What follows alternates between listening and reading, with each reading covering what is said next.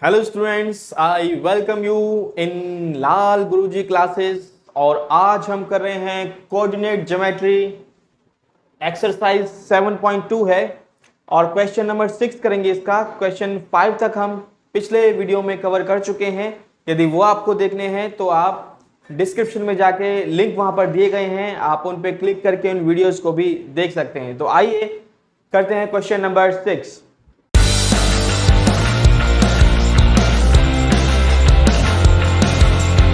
Question number 6 says, if this and this are the vertices of a parallelogram taken in order, find x and y। अगर ये जो है vertices हैं किसके? Parallelogram के। Parallelogram क्या होता है? एक पैरेललोग्राम की पहले हम शेप बना लेते हैं।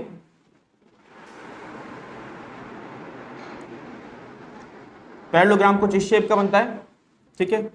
और इसको हमें ये ध्यान रखना है, इसमें बोला गया कि ऑर्डर में रखना है इसको, है ना, टेकन इन ऑर्डर। और हमेशा जब भी हम वैसे भी बनाते हैं ना तो हमें ऑर्डर में ही रखना पड़ता है इसको। सपोज आपने ए यहाँ पे लिया है तो बी यहाँ लेंगे, सी यहाँ लेंगे और डी पॉइंट यहाँ पे लेंगे।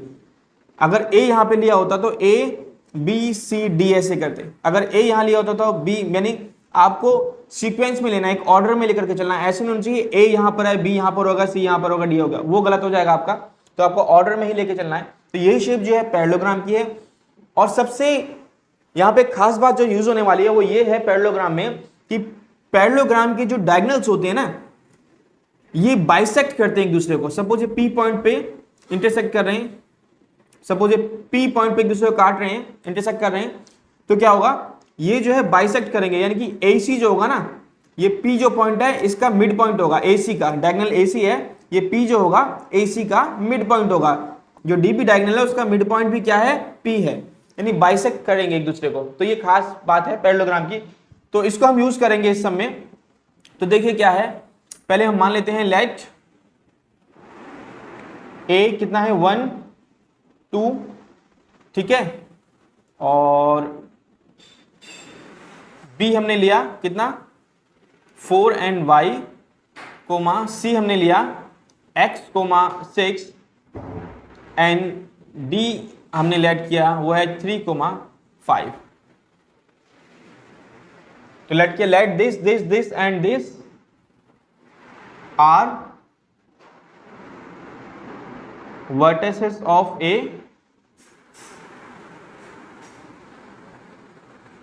पैरेललोग्राम। ये पैरेललोग्राम के वर्टिसेस है। चलो हम यहां पे लिख भी देते हैं। ए पॉइंट मैंने क्या लेट किया है 1 एंड 2, बी पॉइंट को 4 एंड y और सी को x एंड 6 एंड d को 3 and 5।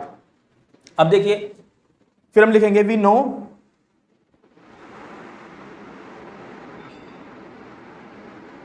Diagonals of a parallelogram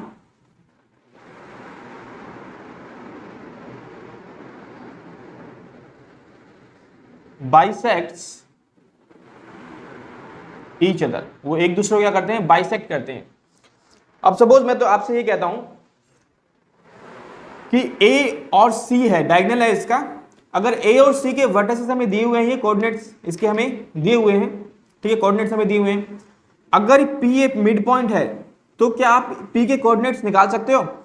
आप कहोगे बिल्कुल निकाल सकते हैं। अगर आपने इससे पिछला वीडियो यानी जो 5th तक सम थे वहां पर हमने सेक्शन फार्मूला निकालना सिखाया था। तो सेक्शन फार्मूला अगर आपको आता तो आप कह दोगे कि यस बिल्कुल निकाल सकते हैं। अगर ए बी हमारे पास इसके वर्टिसेस या इसके कोऑर्डिनेट्स हमें दिए हुए हैं तो हम क्या करेंगे, ए और सी पॉइंट था, सॉरी ये ए और सी डायगोनल सी है ना, तो सी एक्स एंड वाई।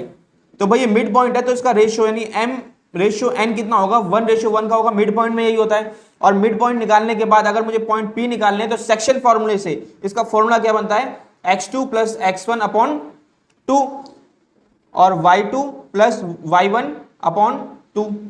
अगर मिड पॉइंट होता है तो यही फॉर्मूला बनता है। p के अगर मुझे क्या निकालने हैं? कोऑर्डिनेट्स निकालने हैं, x और y की वैल्यू निकालनी है। तो अब हमें इसमें कुछ नहीं करना होगा, हम AC लेंगे और इसके कोऑर्डिनेट्स निकाल लेंगे, ठीक है। और फिर क्या करेंगे?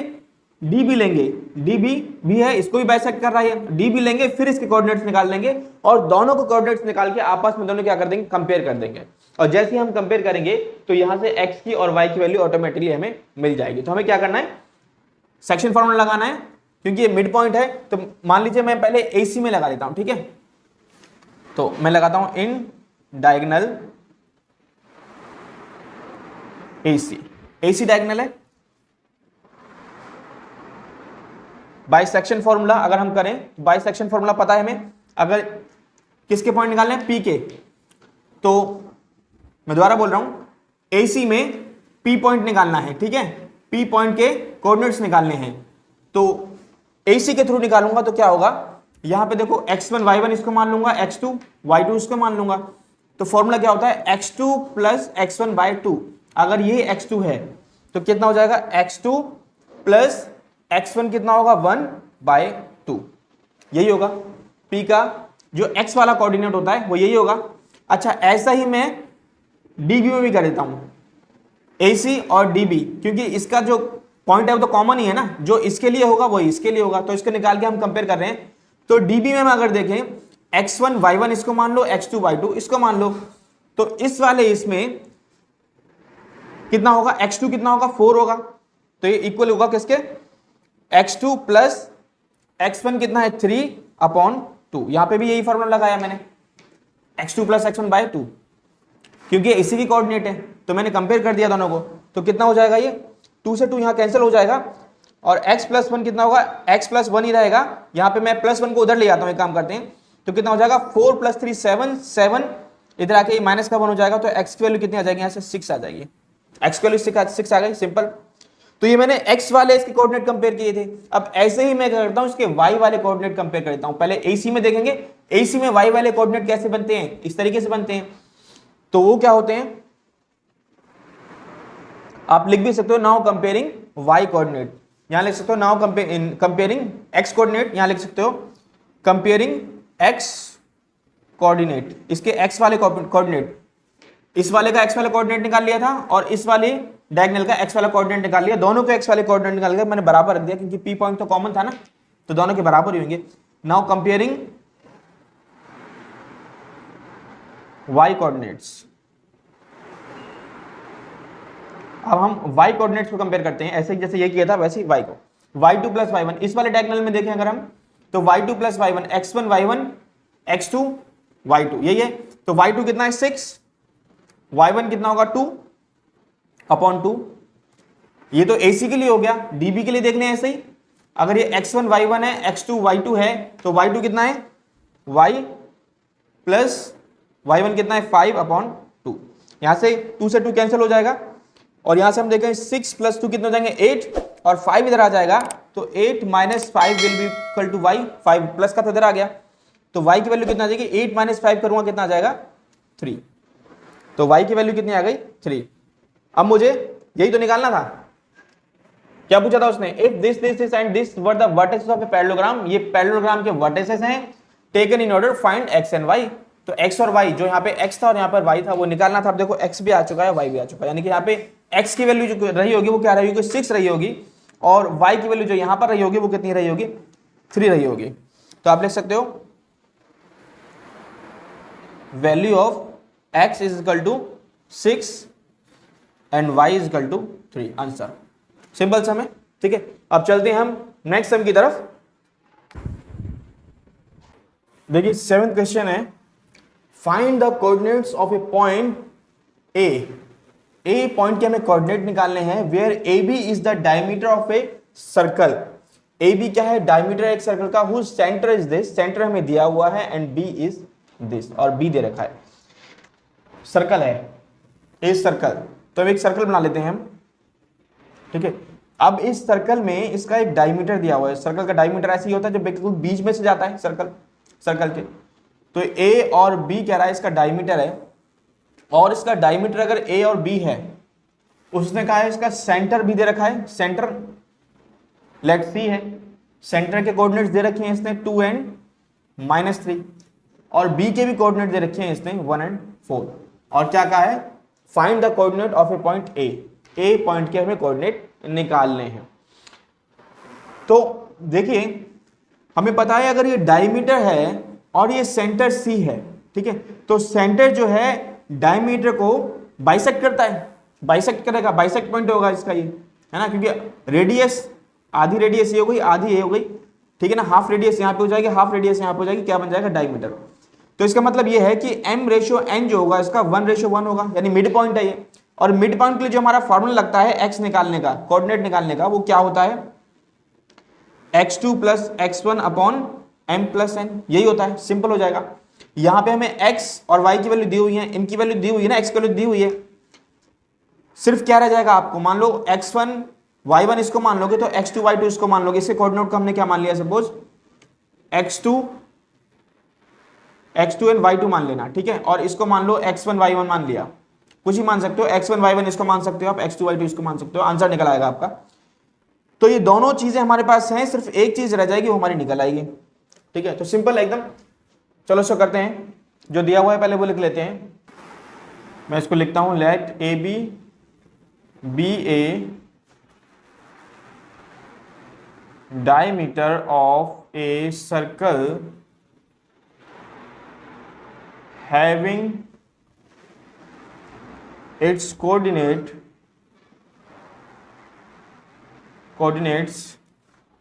a को मैंने क्या मान लिया, x2 y2, एंड b हमारे पास थे कितने, 1 और 4, ठीक है। एंड और इसका सेंटर भी है, वो भी लिख लेते हैं, and having its centre C को सेंटर माना हमने, वो कितना है, 2 - 3, ये है। एक हमने सर्कल लिया है, उसका डायमीटर है और उसका एक सेंटर है, उसके पॉइंट्स हमारे पास हैं। अब क्योंकि ये मिड पॉइंट है ना, मिड पॉइंट है, सेक्शन फॉर्मूला लगाएं, तो मैं लगाता हूं बाय सेक्शन फॉर्मूला। अब सेक्शन फॉर्मूला लगाएंगे जब इसके लिए, तो हमें पता है x जो होता है वो इक्वल होता है सेक्शन फॉर्मूले में, क्योंकि मिड पॉइंट है, तो x2 + x1 / m+n, यही होता है, x2 + x1 / m+n। और x हमें पता है, x हमारे लिए क्या है, ये पॉइंट निकालने होते हैं जो हमें ऑलरेडी दे रखे हैं। कितना है, 2 है, x कितना है, 2 है, x2 हमारे पास कितना है, नहीं पता, ठीक है। ये तो निकालने हैं, a पॉइंट निकालने हैं ना इसके, प्लस x1 कितना है हमारे पास, x1 हमारे पास 1, m+n क्योंकि मिड पॉइंट है, m+n यानी mn कितने हो जाएंगे, 1 1 यानी कि 2 हो जाएगा। ये इधर जाएगा 2 2 4 हो जाएंगे, यानी 4 बराबर होगा x2 + 1, 1 इधर आ जाएगा, तो x2 की वैल्यू कितनी आ जाएगी, 4 - 1 दैट विल बी 3। तो एक निकल गया हमारा, सिंपल। दूसरा निकालने हैं ऐसे ही, y निकालते हैं। y क्या होता है, y2 + y1 / 2, ठीक है। ये फॉर्मूला होता है इसका, y2 + y1 / 2 होता है। y की वैल्यू कितनी है यहाँ पे, -3 है, तो -3 will be equal to, y2 हमारे पास कितना है पता नहीं, जो हमें निकालना है, और y1 हमारा कितना है, 4 है, और यहाँ पे 2 है। ये ऊपर जाके मल्टीप्लाई होगा, 3 2 6, माइनस के 6 आ जाएंगे, यहाँ पर कितना हो जाएगा, अच्छा माइनस के 6 यहाँ पे आ जाएंगे, इसको मैं यहाँ ले आता हूँ, 4 प्लस का इधर आके माइनस का हो जाएगा, तो -4 बचेगा क्या यहाँ पे, सिर्फ y2। तो y2 कितना हो जाएगा, y2 निकल जाएगा -6 एंड -4 यानी कि -10। तो x2 भी निकल गया और y2 भी निकल गया। x2 कितना आया, 3, y2 कितना आया, तो मैं लिख सकता हूं कोऑर्डिनेट्स ऑफ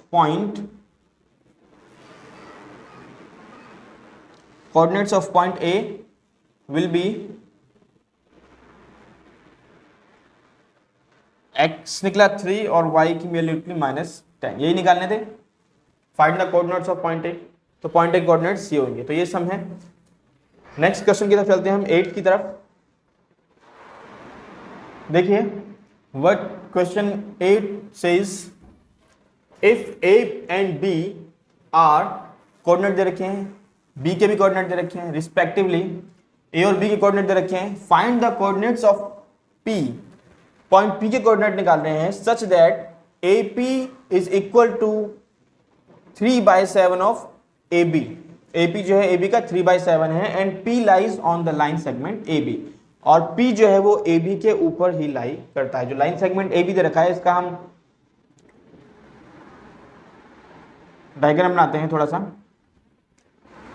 AB, ठीक है, डायग्राम बनाया हमने इसका। AB एक लाइन सेगमेंट दी हुई है आपको, और क्या रहा है, AB पे P पॉइंट को लाई कर रहा है, हमें नहीं पता कहां पर है, सपोज ये होगा, P पॉइंट लाई कर रहा है। अब उसने जो दे रखा है वो हमें रेशियो डायरेक्ट नहीं दे रखा है, डायरेक्ट ना दे करके उसने कुछ घुमा करके रेशियो दिया हुआ है कि AP बराबर है 3/7 AB, ऐसे इस टाइप का रेशियो दे रखा है। और इस टाइप के क्वेश्चन कई बार हमारे एग्जाम में आए थे, तो ध्यान से देखना, अगर ऐसे क्वेश्चन हैं तो हमें करना किस तरीके से, उसका रेशियो पहले निकालना पड़ेगा कि रेशियो उसका एक्चुअली में बनेगा क्या। अच्छा, A पॉइंट के कोऑर्डिनेट हमारे पास आई, इसको जो दे रखा है पहले इसको हम लिख लेते हैं अपने पिक्चर में, इसमें -2 और B के कोऑर्डिनेट भी हैं हमारे पास जो कि है 2 और -4। ठीक है, अब क्योंकि यहाँ पर लाइन सेगमेंट के बीच में कोई पॉइंट है ना, सेक्शन बना रहा है उसके, तो सेक्शन फार्मूला का यूज करेंगे, डिवाइड कर रहा है अगर लाइन को तो सेक्शन फार्मूले का यूज होता है, हमें पता है। हमें दिया हुआ है, देखो AP is equal to 3/7 of AB, ये दिया हुआ है। ठीक है, अब 7 अगर ऊपर आ जाएगा तो कितना हो जाएगा, 7AP will be equal to 3AB, ये हो जाएगा 7AP equal to 3AB।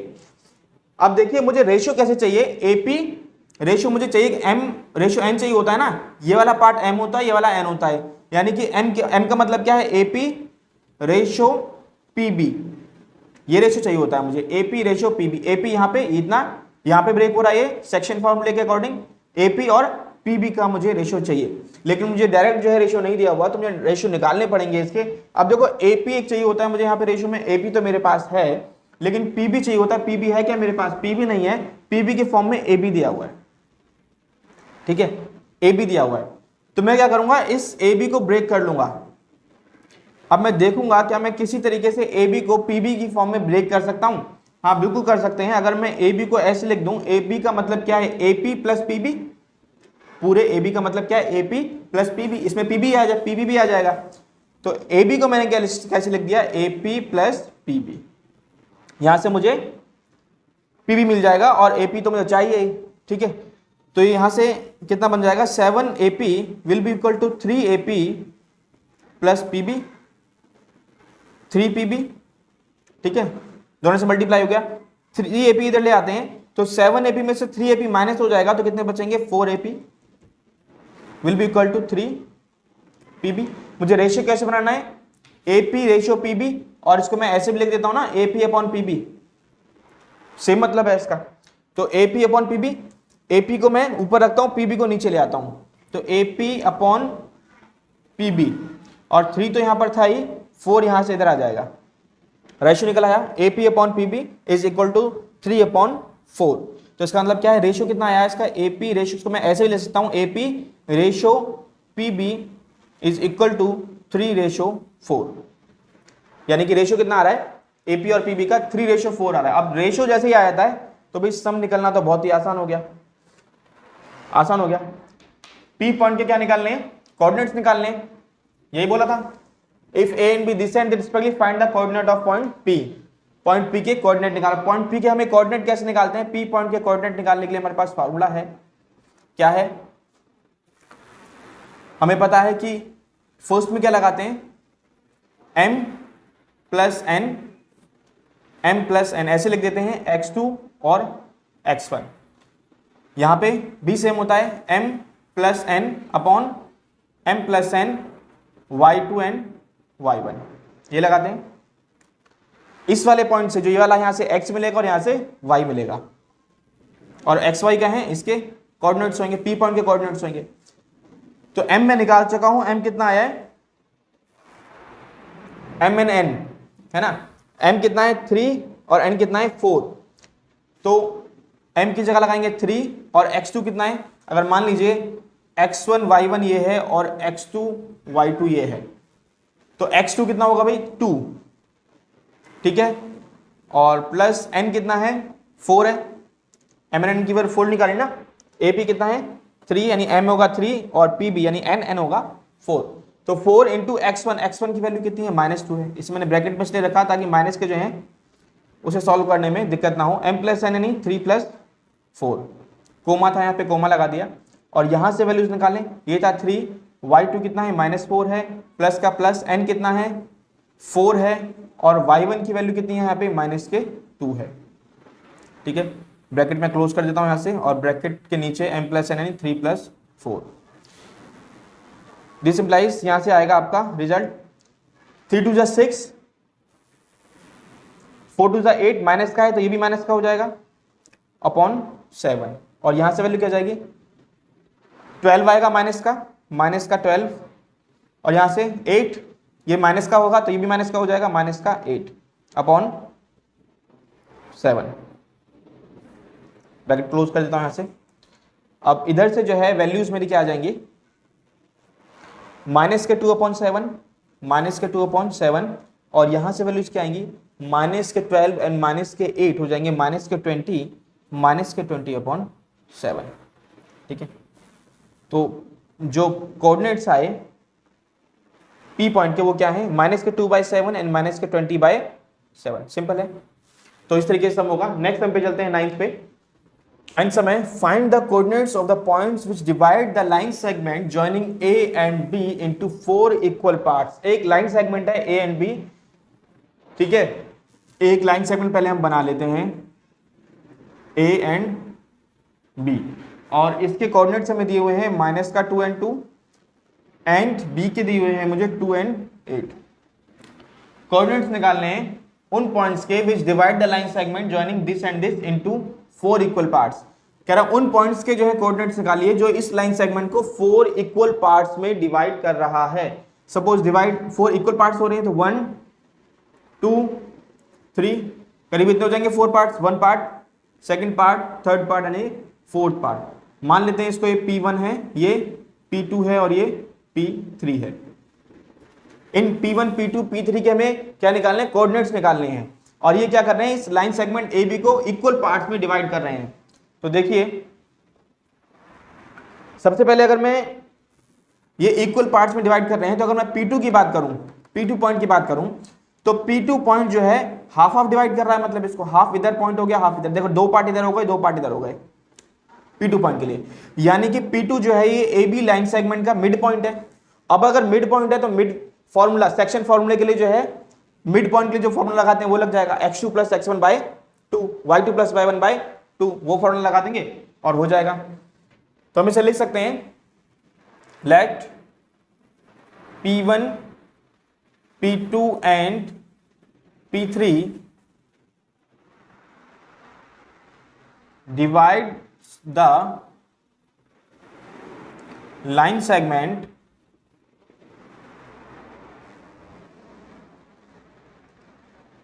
AB in 4 equal parts. ठीक है, इक्वल पार्ट्स में डिवाइड कर रहा है। Now we know P2 is mid point of line segment AB। ठीक है, हमें पता है कि ये P2 जो है वो लाइन सेगमेंट AB है, उसका मिड पॉइंट है। अब अगर मिड पॉइंट है तो उसके कोऑर्डिनेट्स निकालना बहुत इजी हो जाएगा। कैसे निकालेंगे इसके कोऑर्डिनेट्स, P2 के जो कोऑर्डिनेट्स निकलेंगे x एंड y वो कैसे निकलेंगे, सेक्शन फॉर्मूले से। और सेक्शन फॉर्मूला क्या कहता है, सपोज xy निकालने हैं P2 के तो क्या होगा x2 + x1/2 and y2 + y1/2, यही होता है। अब P2 के लिए मान लीजिए x1 y1 ये है और x2 y2 ये पॉइंट है। ठीक है, तो इनको मैं रख देता हूं और आ जाएगा। x2 कितना है, 2 है, प्लस x1 कितना है, माइनस के 2 है, अपॉन 2, और यहां से देखें y2 कितना है भाई 8 है, प्लस y1 कितना है 2 है, अपॉन 2। इसको सॉल्व कर लें, प्लस और माइनस टकराएंगे तो माइनस क्या हो जाएगा, 2 प्लस का माइनस का कैंसिल हो जाएगा, 0 आ जाएगा, 0/2 कितना होगा, 0 ही होगा, और 8 + 2 कितना होगा, 10 हो जाएगा, और 10/2 कितना आ जाएगा, 5 आ जाएगा। यानी P2 हमारा, P2 के कोऑर्डिनेट्स जो मैंने x और y लेट किए थे, यानी P2 के कोऑर्डिनेट्स क्या रहे होंगे, 0 and 5 रहे होंगे। ठीक है, एक बात आ गई। दूसरी बात हम करते हैं अब मान लीजिए ये अगर मैं इसके कोऑर्डिनेट आ चुके हैं 0 and 5, अब सिर्फ मैं इसको लाइन सेगमेंट ये वाली लूं A और P2। ठीक है, तो इसका मिड पॉइंट कौन होगा, P1 होगा। ठीक है, मिड पॉइंट ही होगा ना, 1 पार्ट इधर हो गया, 1 पार्ट इधर हो गया, क्योंकि इक्वल पार्ट्स थे। तो इसका मतलब मैं ये कह सकता हूं 4 line segment AP2 line segment है।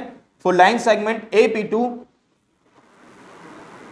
P1 कोमा ये P1 इज मिड पॉइंट।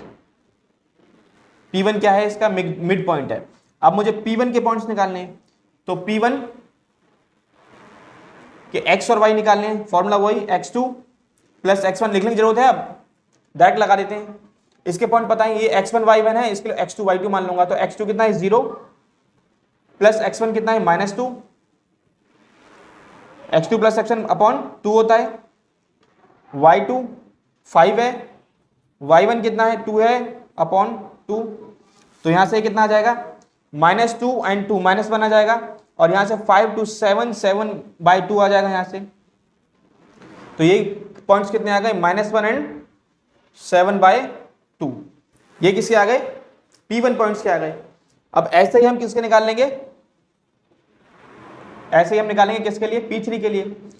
अब जब मैं P3 के लिए निकालूंगा तो P2 और B ये लाइन सेगमेंट है, तो मैं लिख देता हूं 4 P2B लाइन सेगमेंट। इसके लिए P3 मिड पॉइंट होगा। P3 is mid point, P3 इसका मिड पॉइंट है। तो P3 के लिए पॉइंट निकालने जा रहा हूं, तो वो कितने होंगे? डायरेक्ट फॉर्मूला रख देते हैं हम x2। अब इसके लिए x2 y2 ये है, अगर तो x1 y1 ये मान लेते हैं। तो x2 2 है प्लस x1 कितना है भाई? इसके लिए 0 है, P2 के लिए 0 अपॉन 2। ठीक है, ये सेक्शन फॉर्मूला लगाया मैंने यहाँ पे मिड पॉइंट वाला। y2 8 है और y1 कितना है 5 है अपॉन 2। यहां से निकल आएगा ये, यहां पे आएगा 2 + 0 2 होगा, 2/2 कितना आएगा 1 आएगा 1 कोमा 8 + 5 13 होगा, 13/2 तो 13/2 ही रहेगा। तो P3 के पॉइंट्स भी निकला है 1 एंड 13। तो P2 के पास पॉइंट भी है मेरे पास, और P1 के पॉइंट भी है मेरे पास, और P3 के पॉइंट्स में यही पॉइंट्स निकालने थे मुझे, यही हमारा आंसर है। ठीक है, दैट्स इट। चलते हैं हम नेक्स्ट सम की ओर, जो कि लास्ट सम है इसका 10th। देखिए 10th सम है, ये लास्ट है इसका 7.2 का एक्सरसाइज का, जो लास्ट सम है 10th। Find the area of rhombus if its vertices are this and this. 4 vertices दे रखे हैं, टेकन इन ऑर्डर में इसका वर्टिसेस हमें दे रखे हैं। तो सपोज ये रोम्बस है, इस टाइप का होता है रोम्बस कुछ। लेट ये क्या है? रोम्बस है, ऑर्डर में लेना है। Suppose A B C and D order में रख लिया। A पॉइंट हमने इसका ले लिया कितना 3,0 एंड 4 एंड 5। ये हमेशा ध्यान रखना, सिर्फ यही नहीं, जब भी आपको कोई भी डायग्राम बनाना हो, है ना, चाहे रेक्टेंगल बनाना है, कोई भी क्वाड्रेटिकल बनाना है, तो उसका हमेशा जो है ना आप एक तरफ शुरू करेंगे A B C D, ऐसे ही ऑर्डर में रखेंगे, या ऐसे रखेंगे A B C D, यानी जहां से रखेंगे वो लाइन से स्टार्ट होना चाहिए। यहां से आपने ए लिया है तो A B C D, अगर यहां से लिया है तो A B C D, यहां से भी हो सकता है, और A B, यानी लाइन से आपको लेना है, एक ऑर्डर में लेना है। ऐसा नहीं होना चाहिए कि A यहां पर है तो B यहां पर हो गया, C यहां पर हो गया, D यहां पर होगा, तो गलत हो जाएगा। तो ऑर्डर में रखेंगे इसको हम B 4 एंड 5, और C कितना है -1 एंड 4, और D कितना है -2 एंड -1। ठीक है, हमने ऑर्डर में रखा है A B C D, तो ऑर्डर में रख लिया। अब देखिए इसके डायगोनल्स जो होंगे वो क्या होंगे? ये होंगे डायगोनल्स ही हैं इसके। अब एरिया ऑफ रोम्बस हमें ध्यान रखना है कि एरिया ऑफ रोम्बस वो क्या होता है? 1/2 product of length of its diagonal. ये चीज हमें ध्यान रखनी है। रोम्बस का जो एरिया होता है ना, वो इस फॉर्मूले के बराबर होता है। इस फॉर्मूले के अकॉर्डिंग हम उसका एरिया निकाल सकते हैं। अब यहां पे देखो 1/2 हम लिख लेंगे product of length of its diagonal. तो इसके डायगोनल्स कौन से? AC, इसकी लेंथ निकाल सकते हैं हम, लेंथ बिल्कुल इजी निकाल सकते हैं हम, क्योंकि हमें डिस्टेंस फॉर्मूला पता है। लेंथ हम डिस्टेंस फॉर्मूले से निकालते हैं, इसका डिस्टेंस ही तो हो गया लेंथ का मतलब। तो x1 y1 इसको मान लेंगे, x2 y2 इसको मान लेंगे। इसका प्रोडक्ट करना है हमें किसके, इस डायगोनल से, इस डायगोनल के x1 y1 x2 y2 इससे मान लेंगे। तो पहले हमें क्या निकालना है, इसका डिस्टेंस फार्मूले से इसकी लेंथ निकालते हैं, और लेंथ जैसे निकाल लेंगे तो आराम से हम इसका एरिया निकाल सकते हैं। तो हम लिखते हैं लेट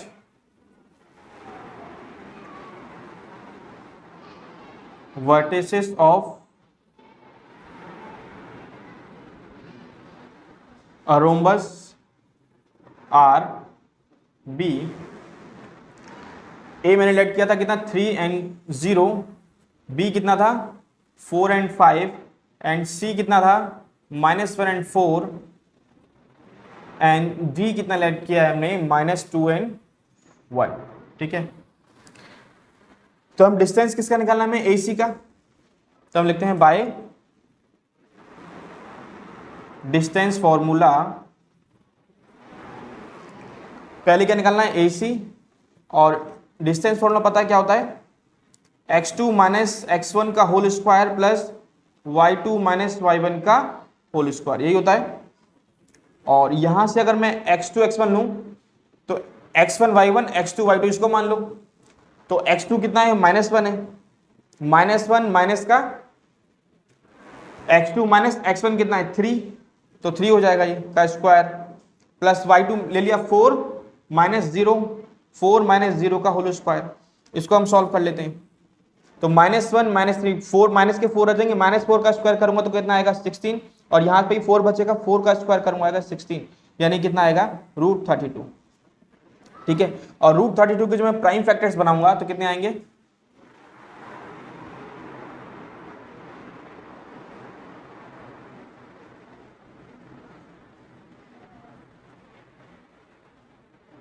जो पेयर बन जाते हैं वो रूट से बाहर आ जाते हैं, ये पेयर बन गया, ये पेयर बन गया, 2 × 2 बाहर आ जाएगा, 2 × 2 यानी कि 4। ठीक है, 4 बाहर आ जाएगा, और रूट जो 2 जो अकेला रह जाएगा ये अंदर रह जाएगा रूट के, तो 4√2 आ जाएगा यहाँ पे। इसी तरीके से हमने ए सी डायगोनल निकाल लिया है, इसका डी बी डायगोनल भी निकाल लेते हैं। डी बी डायगोनल का भी फॉर्मूला यही लगेगा, x2 minus x1 y2 minus y1 distance formula है। अब x1 y1 इसको मान लेते हैं, x2 y2 इसको मान लेते हैं, तो कितना हो जाएगा 4 माइनस, ब्रैकेट में रखूंगा -2, इसका स्क्वायर x2 माइनस x1 का स्क्वायर हो गया, प्लस y2 कितना निकाल लिया 5, y2 माइनस y1 कितना है -1 है। आप डायरेक्ट भी इसको जो है ना चेंज कर सकते हैं, मैंने ब्रैकेट में इस लिख दिया ताकि आपको कंफ्यूजन ना हो, क्योंकि साइन इसके चेंज होने वाले हैं, प्लस प्लस माइनस हो जाएगा, सॉरी माइनस माइनस प्लस हो जाएगा, और माइनस माइनस प्लस होते ही कितना हो जाएगा 4 + 2 6, यानी 6 का स्क्वायर कितना हो जाएगा 36, प्लस यहाँ पे माइनस माइनस प्लस हो जाएगा, 5 + 1 कितना आएगा 6 का स्क्वायर कितना हो जाएगा 36। तो यहां से इसको हम कैसे सॉल्व कर सकते हैं, अच्छा देखो, चाहे तो इसको प्लस करके इसके क्या निकाल लेना, प्राइम फैक्टर्स निकाल लेना, या फिर एक तरीका और है 36 में कॉमन ले लूं तो अंदर कितना रह जाएगा 1 + 1 कॉमन रह जाएगा। अब 36 × 2 हो जाएगा, ये कितना हो जाएगा 36 × 2 लिख सकता हूं इसको। ठीक है, या फिर 36 दो बार डायरेक्ट भी 36 × 2 लिख सकते थे, कोई दिक्कत नहीं है। तो 36 के अगर मैं प्राइम फैक्टर्स निकालूं 36 के तो कितने आएंगे, 2 से इसे डिवाइड करें। ठीक है, 2 से करेंगे कितना आएगा 18 9 3, और ये फिर 3 पे कैंसिल हो जाएगा। यहाँ पे देखो 3 का पेयर बन गया, 2 का पेयर, दोनों के पेयर बन रहे हैं, तो 3 × 2 बाहर आ जाएगा, नहीं 3 × 2 कितना हो जाएगा 6, और √2 अकेला जो था वो अंदर रह जाएगा। तो डी बी हमारे पास डायगोनल ये आ जाएगा, डी बी आ गया। ठीक है, अब देखो एरिया ऑफ रोम्बस मैंने लिख ही रखा है 1/2 product of length of its diagonals, तो ये आप लिख देंगे, तो क्या हो जाएगा area of rhombus will be 1/2 into product of its diagonals, यानी कि AC इंटू DB, यही होगा product AC into DB। AC कितना निकला है,